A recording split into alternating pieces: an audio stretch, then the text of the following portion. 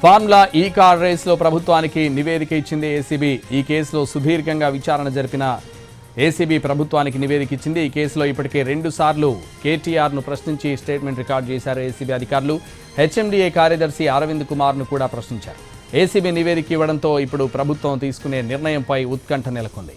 December 19, 2024న formula ఈ car కేసులో FIR నమోదు చేశారు. 54.88 కోట్లకు పైగా నిధులను మళ్లించారని ఆరోపణలున్నాయి.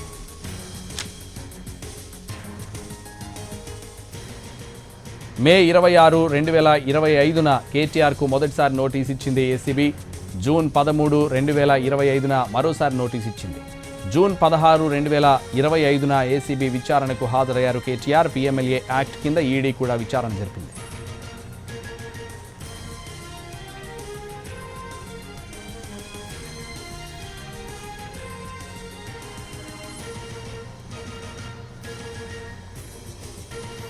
ఫార్ములా ఈ కార్ రేస్లో ప్రభుత్వానికి నివేదిక ఇచ్చింది ఏసీబీ. ఈ కేసులో సుదీర్ఘంగా విచారణ జరిపిన ఏసీబీ ప్రభుత్వానికి నివేదిక ఇచ్చింది. ఈ కేసులో ఇప్పటికే 2 సార్లు కేటీఆర్ను ప్రశ్నించి స్టేట్మెంట్ రికార్డు చేశారు ఏసీబీ అధికారులు. హెచ్ఎండీఏ కార్యదర్శి అరవింద్ కుమార్ను కూడా ప్రశ్నించారు. ఏసీబీ నివేదిక ఇవ్వడంతో ఇప్పుడు ప్రభుత్వం తీసుకునే నిర్ణయంపై ఉత్కంఠ నెలకొంది. డిసెంబర్ 19, 2024న ఫార్ములా ఈ కార్ కేసులో ఎఫ్ఐఆర్ నమోదు చేశారు. 54.88 కోట్లకు పైగా నిధులను మళ్లించారని ఆరోపణలున్నాయి. మే 26, 2025న కేటీఆర్కు మొదటిసారి నోటీస్ ఇచ్చింది ఏసీబీ. జూన్ 13, 2025న మరోసారి నోటీస్ ఇచ్చింది. జూన్ 16, 2025న ఏసీబీ విచారణకు హాజరయ్యారు కేటీఆర్. పీఎంఎల్ఏ యాక్ట్ కింద ఈడీ కూడా విచారణ జరిపింది.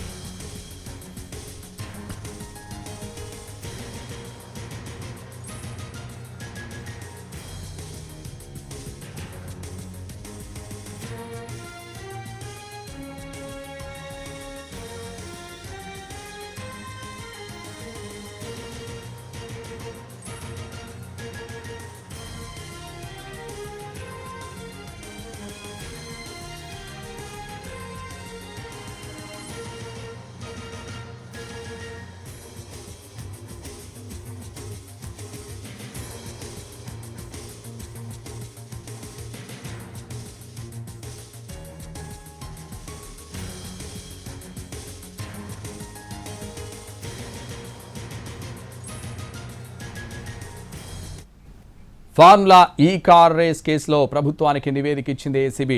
ఈ కేసులో సుదీర్ఘంగా విచారణ జరిపిన ఏసీబీ ప్రభుత్వానికి నివేదిక ఇచ్చింది.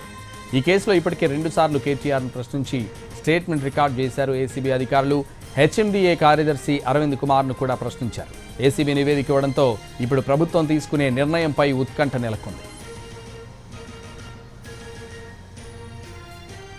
ఇదే విషయానికి సంబంధించి పూర్తి సమాచారం crime input editor Ramesh Vaitla phone line అందిస్తారు. రమేష్, ఫార్ములా ఈ కార్ రేస్ సంబంధించి అత్యంత కీలకమైన పరిణామం చోటు చేసుకుంది. దాదాపు 9 నెలల పాటు ఫార్ములా ఈ కార్ రేస్ ని అటు ఏసీ అధికారులు విచారించారు. దీంట్లో విచారించి అందులో కేటీఆర్ ని, మాజీ మంత్రి అయిన కేటీఆర్ ని అటు అధికారులు ఏసీ అధికారులు విచారించారు. స్టేట్మెంట్ రికార్డు చేయడం జరిగింది. అయితే ఈ రికార్డు దీని ఆధారంగా మరికొంతమంది ఐఏఎస్ అధికారులు కావచ్చు, తర్వాత మామూలు డైరెక్టర్ గా వీళ్ళందరూ కూడా పిలిచి విచారించి స్టేట్మెంట్లను రికార్డ్ చేస్తుంది. అయితే దాంట్లో ఉన్న ఫార్ములా ఈ కార్ రేస్ సంబంధిస్తే ముఖ్యంగా నిబంధనలకు విరుద్ధంగా డబ్బుల్ని విదేశీ కంపెనీకి బదిలీ చేస్తారన్న ప్రధాన ఆరోపణ వరకు ఏసీబీ కేసు నమోదు చేసింది. ఆ కేసు నమోదు చేసిన తర్వాత కీలక పరిణామాలు చోటు చేసుకున్నాయి. ముందస్తుగా ఏసీబీ అధికారులు అటు కేటీఆర్ కావచ్చు, లేకపోతే హెచ్ఎండీ అప్పుడు సంబంధించిన కీలకంగా ఉన్న అరవింద్ కుమార్ వీళ్ళిద్దరిని కూడా పిలిచి విచారించి స్టేట్మెంట్ రికార్డ్ చేసింది. అయితే ఆ ఎఫ్ఈఓ కంపెనీకి అంటే ఫారెన్ లో ఉన్న, లండన్ లో, యూకేలో ఉన్న ఎఫ్ఈఓ కంపెనీకి డబ్బులు ఏ విధంగా బదిలీ చేశారు, ఎలా బదిలీ చేశారు, ఏ నిబంధనలు బదిలీ చేశారు, అంతేకాకుండా దాంట్లో ప్రోటోకాల్ పాటించకుండా పూర్తి స్థాయిలో డబ్బులను బదిలీ చేశారన్న ప్రధాన ఆరోపణ వరకు ఈ మేరకు అటు ఏసీబీ అధికారులు కేటీఆర్ తో పాటు అరవింద్ కుమార్, బిఎల్ఎన్ రెడ్డి, కిరణ్, తర్వాత ఎఫ్ఈఓ సంబంధించిన సీఈఓని అతన్ని వీడియో కాన్ఫరెన్స్ ద్వారా విచారణ జరిగింది. అయితే దీనికి సంబంధించి అటు స్కామ్ లేదని చెప్పి కేటీఆర్ వాదిస్తుండగా దీంట్లో పెద్ద ఎత్తున స్కామ్ జరిగింది, పెద్ద ఎత్తున నిధుల ఉల్లంఘన జరిగింది, హవాలా రూపంలో డబ్బులు జరిగింది, అంతే ఫారెన్ ఇన్వెస్ట్మెంట్ మనీ లాండరింగ్ జరిగింది. అంతేకాకుండా దీంట్లో చూసినట్లయితే పూర్తి స్థాయిలో చూసినట్లయితే దీంట్లో నిబంధనలకు విరుద్ధంగా డబ్బులు ట్రాన్స్ఫర్, మరియు ముఖ్యంగా చూసినట్లయితే సెక్రటరీ ప్రోటోకాల్ పాటించకుండా డబ్బులు ట్రాన్స్ఫర్ చేశారు. కాబట్టి దీంట్లో పూర్తిగా స్కామ్ జరిగింది.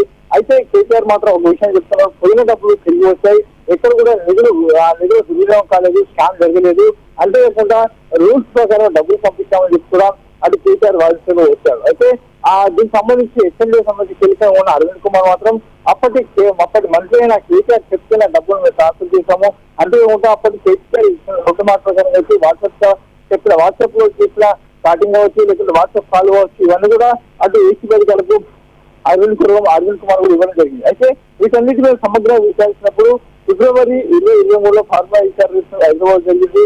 దీనికి సంబంధించి ఎంయూడి అంటే మున్సిపల్ శాఖ ఆధ్వర్యంలో ఇటు ఎస్ఎన్డిఏ నేతృత్వంలో జిహెచ్ఎంసీ పార్ట్నర్షిప్ గా తర్వాత గ్రీన్ కో సంబంధించిన కంపెనీ మొత్తంగా మొదటి దశలో ఫార్ములా ఈ కార్ల సంబంధించిన విచారణ కొనసాగింది.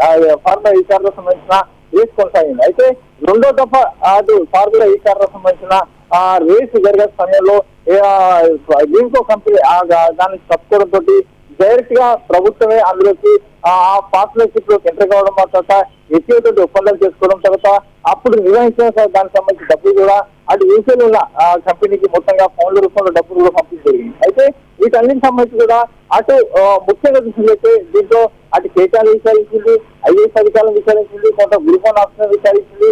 అయితే దీంట్లో విచారించిన వీళ్ళ స్టేట్మెంట్ రికార్డ్ చేసిన తర్వాత వీళ్ళకి సంబంధించి 9 నెలల పాటు విచారించిన తర్వాత ప్రభుత్వానికి సంబంధించి అటు ఏసీబీ అధికారులు పూర్తిగా ప్రాసిక్యూషన్ సంబంధించి ఒక ప్రాసెస్ చేయాల్సి అవుతుంది, అంతేకాదు ఛార్జ్షీట్ దాఖలు చేయాల్సి అవుతుంది. ఛార్జ్షీట్ లో ఎవరైతే అప్పటి ప్రభుత్వ మాజీ మంత్రి కావచ్చు, లేకపోతే ఐఏఎస్ కావచ్చు, వీళ్ళందరిపైన ప్రాసిక్యూషన్ చేయాలని తప్పనిసరిగా ప్రభుత్వం అనుమతి రావాల్సి ఉంటుంది. ఈ అనుమతిలో భాగంగానే ఏసీబీ 9 నెలల పాటు ఏం చేసింది, ఎలా విచారణ జరిగింది, స్కామ్ ఎలా జరిగింది, ఏ విధంగా జరిగింది, ఈ స్కామ్ లో ఉన్న పాత్రలు ఏంటి, అప్పటి మాజీ మంత్రి కేసీఆర్ పాత్ర ఏంటి, తర్వాత అరవింద్ కుమార్ పాత్ర ఏంటిది, డిఎల్ రెడ్డి పాత్ర ఏంటిది, వీళ్ళందరి పాత్రను పోటీ చేసి మొత్తంగా డీటెయిల్ రిపోర్ట్ ని 9 నెలల పాటు విచారించిన డీటెయిల్ రిపోర్ట్ ని అటు ఆ ప్రభుత్వానికి ఏసీబీ అధికారులు నివేదించారు. ఇలా ప్రాసిక్యూషన్ చేసేందుకు అనుమతించాలని అటు ప్రభుత్వానికి కోవడం జరిగింది. అయితే ప్రభుత్వం నుంచి ప్రాసిక్యూషన్ సంబంధించి అనుమతి వచ్చిన తర్వాత వెంటనే ఛార్జ్షీట్ కూడా దాఖలు చేయబోతున్నారు. దీంట్లో ఏ నుంచి ఏ 7 వరకు కూడా పూర్తి స్థాయిలో కూడా వాళ్ళందరి పైన ఛార్జ్షీట్ కూడా దాఖలు చేయబోతున్నారు ఏసీబీ అధికారులు. అయితే దీనికి సంబంధించి అటు ప్రభుత్వ అనుమతి కోసం ఏకంగా ఏసీబీ అధికారులు ఒక నివేదిక ఇవ్వడం జరిగింది. ఈ నివేదికను పూర్తి స్థాయిలో ప్రభుత్వం పరిశీలించిన తర్వాత తదుపరిగా అటు ఏసీబీకి ప్రాసిక్యూషన్ కోసం అనుమతి ఇచ్చే అవకాశం ఉన్నది. ఏసీబీకి అనుమతి వచ్చిన తర్వాత వెంటనే ఛార్జ్షీట్ కూడా దాఖలు చేసే అవకాశం ఉంది. ఆ తర్వాత చర్యలకు తర్వాత చర్యలు తీసుకునే అవకాశం ఉన్నది. ఇప్పటికే చూసినట్లయితే దీంట్లో పెద్ద ఎత్తున స్కామ్ జరిగింది, నిధుల దుర్వినియోగం జరిగింది. క్యాబినెట్ నుంచి అనుమతి లేకుండానే డబ్బుల్ని ఎఫ్ఈఓ కంపెనీ పంపించారు.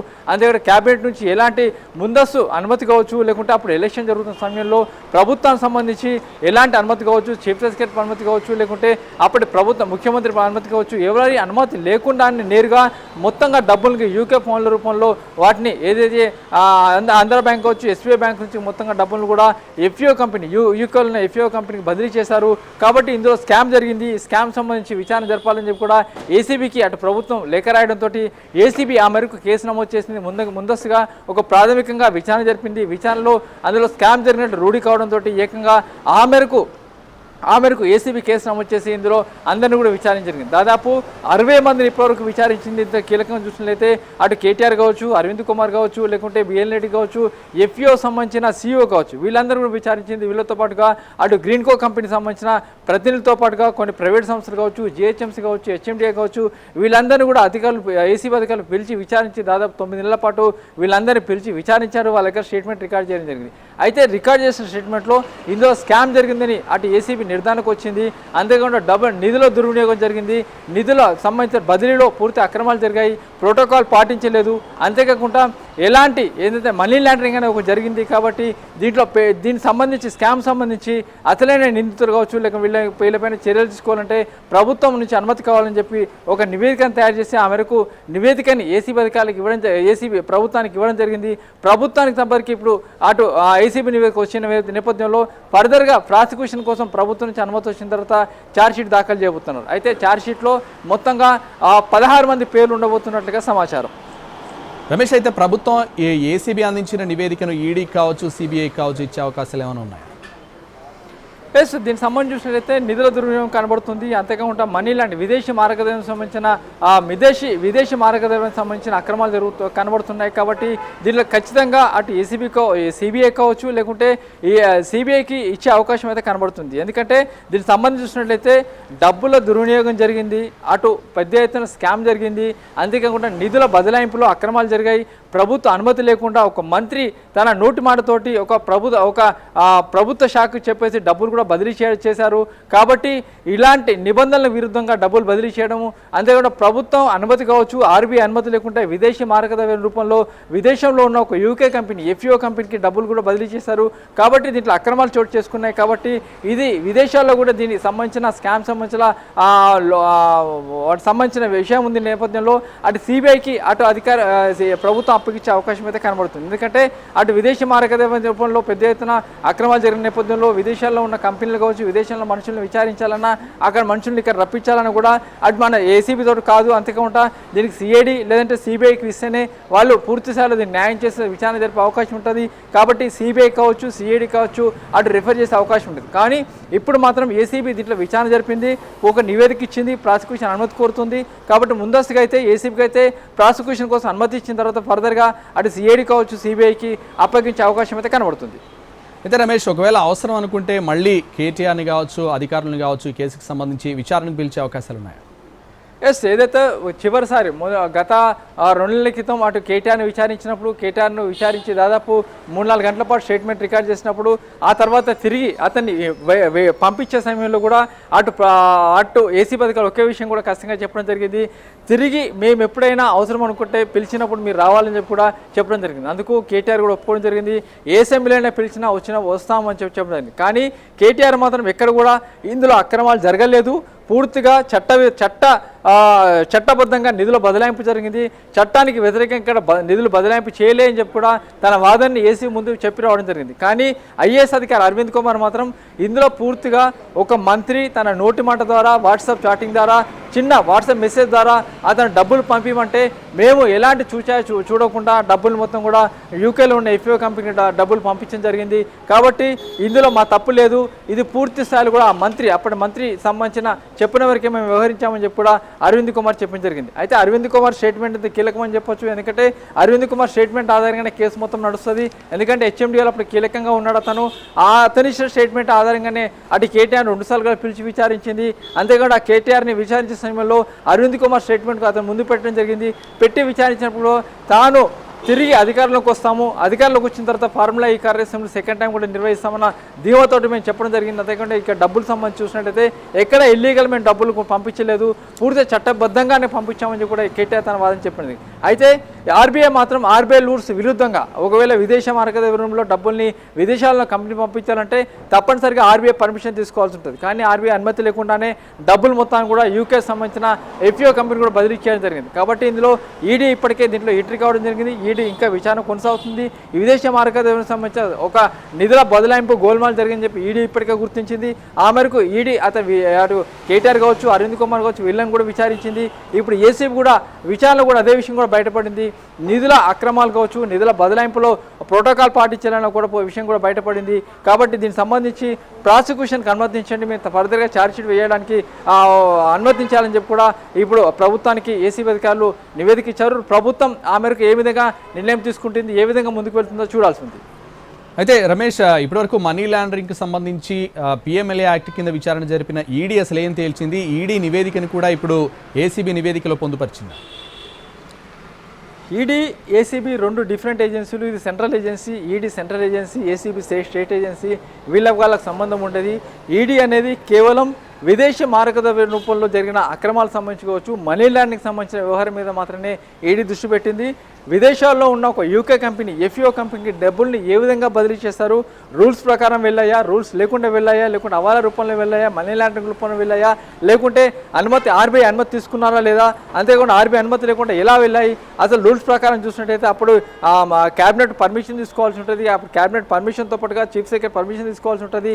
ఈ పర్మిషన్స్ ఏం లేకుండా కేవలం ఒక మంత్రి చెప్తే అక్కడున్న HMDL కీలక స్థానంలో ఉన్న అరవింద్ కుమార్ నేరుగా డబ్బులు మొత్తాన్ని కూడా బ్యాంక్ బ్యాంకు నుంచి విత్డ్రా చేసి దాన్ని యూకే పౌండ్ల రూపంలో బదిలీ యూకే పౌండ్ల రూపంలో మార్చివేసి ఆ డబ్బులు మొత్తం కూడా ఎఫ్ఓ కంపెనీకి బదిలీ చేయడం జరిగింది. కాబట్టి పూర్తి రూల్స్ విధంగా జరిగిందని చెప్పి కూడా అటు ఈడీ గుర్తించింది. ఇందులో పిఎంఎల్ఏ కింద ఇప్పటికే కేసు నమోదు చేసి ఈడీ విచారణ జరిపింది. కేటీఆర్ని విచారించింది. ఆ తర్వాత అరవింద్ కుమార్ని విచారించి దాదాపు 15 మందిని కూడా ఇప్పటివరకు ఈడీ అధికారులు విచారించి వాళ్ళు కూడా ఒకే విషయం కూడా తేల్చడం జరిగింది. దీంట్లో నిధుల బదలాయింపులు అక్రమాలు జరిగాయి, నిధుల బదలాయింపులో చట్టవిరుద్ధంగా వెళ్లారన్న విషయం కూడా ఈడీ ఇప్పటికే గుర్తించింది. అదే ఏసీబీ విచారణ కూడా ఇదే విషయంగా స్పష్టమైంది. ఇక్కడ నిధుల బదలాయింపులో పూర్తిగా ప్రోటోకాల్ పాటించారు, చట్ట వ్యతిరేకంగా పంపించారు అన్న విషయం కూడా బట్టబయలింది. కాబట్టి ఈ నేపథ్యంలోనే అటు ఈడీ అధికారులు కావచ్చు తేల్చింది అదే విషయం, ఏసీబీ అధికారులు కూడా తేల్చిన విషయం అదే. కాబట్టి ఏసీబీ అధికారులు ఒక నివేదికను తయారు చేసి అక్కడ ఉన్న ఐఏఎస్ అధికారులు కావచ్చు ప్రభుత్వ అధికారుల మీద ప్రాసిక్యూషన్ చేయాలన్నా లేకుంటే ఛార్జ్షీట్ వేయాలన్నా తప్పనిసరిగా అటు ఏసీబీ అధికారులకు ఒక ప్రభుత్వం నుంచి అనుమతి కావాల్సి ఉంటుంది. ఈ మేరకే ఒక నివేదికను ఇప్పుడు అటు ఏసీబీ అధికారులు ప్రభుత్వానికి ఇవ్వడం జరిగింది. ఆ ప్రభుత్వం ప్రాసిక్యూషన్ అనుమతి ఇచ్చిన తర్వాత నేరుగా ఛార్జ్షీట్ వేసి ఫర్దర్గా ముందుకెళ్లే అవకాశం ఉంటుంది. ఈడీ కూడా ఇప్పటికే దీనికి సంబంధించి ఒక కంక్లూజన్ రాబోతుంది. ఈడీ కూడా దీనిపైన త్వరలో ప్రాసిక్యూషన్ కోసం ఛార్జ్షీట్ కూడా వేయబోతుంది. ఆ ఫర్దర్గా చర్యలు కూడా తీసుకోవడానికి కూడా అవకాశం కనబడుతుంది. Right, thank you Ramesh.